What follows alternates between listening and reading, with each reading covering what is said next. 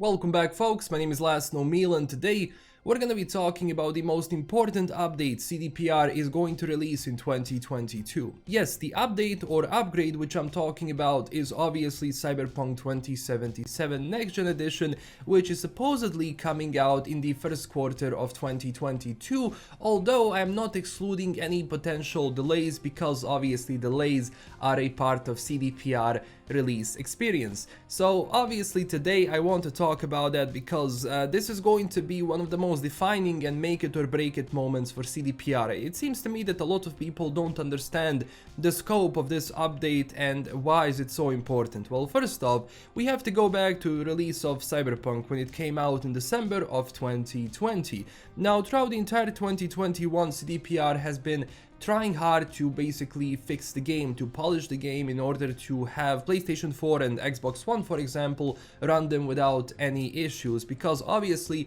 those consoles being the least capable ones of actually running games, because obviously older hardware was having the most issues. And this is where basically CDPR kind of shot themselves in the foot, because they had to release a game which initially was the next gen game, and it was supposed to come out for PlayStation 5 and Xbox Series X, but sadly they also had to release on PlayStation 4 and these consoles because, you know, that's what the pre-orders were for and that's what they promised. And that's when you promise people that you're gonna be releasing for it, you kinda have to do it. But at the same time, they were fully aware when development actually started that, or well, when development was already in a good stage, that the PlayStation 4 version and the Xbox One version are going to have obvious issues because you're trying to pack a game which is obviously not set for those consoles. You're trying to put them on those consoles and it's not going to work.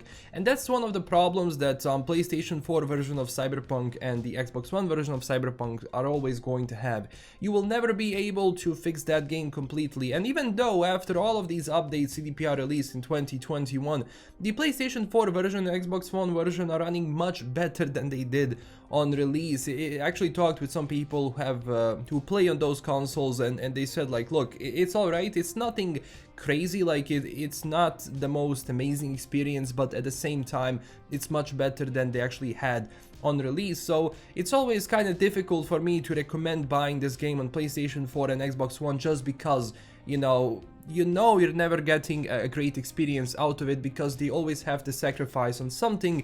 And that was the case with, for example, the population density on those consoles. You simply cannot have a lot of people and cars spawn in front of you and expect the game to run in normal frame rate, because the streaming software which is streaming, you know, the game from engine, which is feeding, you know, the engine with the power of this, you know, the CPU and GPU, is not doing a great job. And therefore when you have a console which is not that strong, you're gonna run into issues. But now PlayStation 5 and Xbox Series X are a lot stronger hardware than PlayStation 4 and Xbox One. And the version you're playing right now, if you're playing on PS5 and something like that, you're playing the backwards compatible version of that game. You're not playing the actual next gen upgrade or the next gen version which was made for it. And therefore you're going to have similar issues that PlayStation 4 has, and that's a lot of people have been saying, like the density problems, and generally like the game should have been running a lot more smoother than it is right now. So obviously adding the next gen upgrade into it means, you know, bringing some of that quality of graphics from PC, because people also been saying like, is this upgrade coming for PC as well? Well, when it comes to graphics, like you can't really bring much when it comes to graphics to PC version. Like, I understand about LOD pop-ups and about mechanics, but that's separate to graphics, keep in mind that. So the graphics on PC, if you're playing with RTX and you're playing on ultra settings, like the graphics are just insane, like there is no denying that. So when it comes to PC, like they can only bring so much to it. Like it's already, from the graphical perspective, like the game on PC is beautiful. But obviously when it comes to other things, mechanical things, like those problems can arise. So now the next gen upgrade obviously has to run flawlessly on those systems, because CDPR needs to avoid the same issue and the same problem they had with this release, where the game just wasn't starting. It was basically like removed from the store. So that's why I'm telling you, like they have to make this update right. they have to make this upgrade run smoothly as possible, because this is going to show them like, alright, so you have learned something from the release and you implemented those changes and now they're paying off. But if this next gen upgrade is not good and things and problems arise, then that's going to be a clear image of what's going on with their company and that they're still failing to fix those issues. But we cannot know that until we actually get this next gen upgrade. Now, even though it's going to be free, keep in mind they're probably gonna be selling those as a separate thing. So if you don't own Cyberpunk at all and you want to buy like the PlayStation 5 or Xbox version, I think those will be in the sale itself. But if you do already have Cyberpunk on PlayStation 4 and anything else, this upgrade is going to be free if you want to switch to the current gen consoles. Well, now when it comes to the next gen upgrade for previous consoles, I mean, people have been asking about it, but you know, it doesn't make sense. It's next gen upgrade. So I hope that they're actually going to also support the PlayStation 4 and the previous gen, because in my opinion it seems to me that those consoles are not going to be supported for a very long time. I think they're gonna reach a certain point and that's about it, because there is only so much you can do with it. And that's the problem when you are spending millions and millions for development. That's the sad truth, because you have to release on all platforms in order to make the money back. Because if they just released on PC and let's say PlayStation 5 and Xbox Series X or S, they wouldn't be able to sell enough consoles, or they wouldn't be able to sell enough copies in order to get the money back for development. A big discussion is also around features. What is going around with features? Which new features are they going to be implementing? Because when people assume like next gen upgrade, they automatically assume, oh yes, new things, new features, new everything.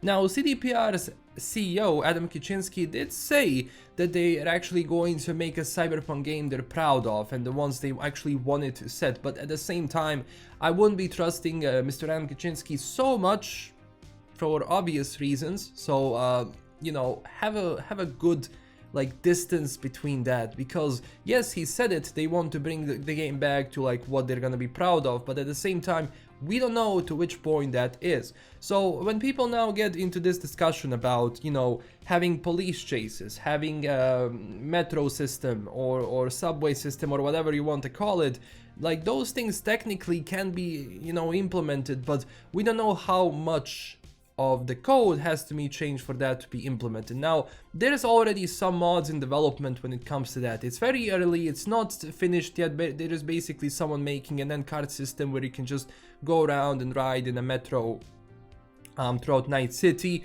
There is also a mod which allows police chases, but at the same time, all of those mods are still not functioning properly, especially when it comes, like for example, to the police mod, because you know, in Cyberpunk you turn around and like the cars are going to change colors, or some vehicles are going to disappear, or some NPCs are going to disappear as you're walking around. That's the problem with that memory management. So when you're having a police chase, if that memory management is not well done, you're just going to have police reappearing and disappearing from everywhere. So even if they include the police chases in this game, the actual like the whole logic between spawning police and just how they work has to be changed, because I don't believe that in this form that it is right now those things would work. So it depends really from the company, like how much are they willing to change and how much are they willing to implement those features. I don't expect a lot of crazy features. That's something that we have to get out of the way immediately, because I don't want people to get overhyped.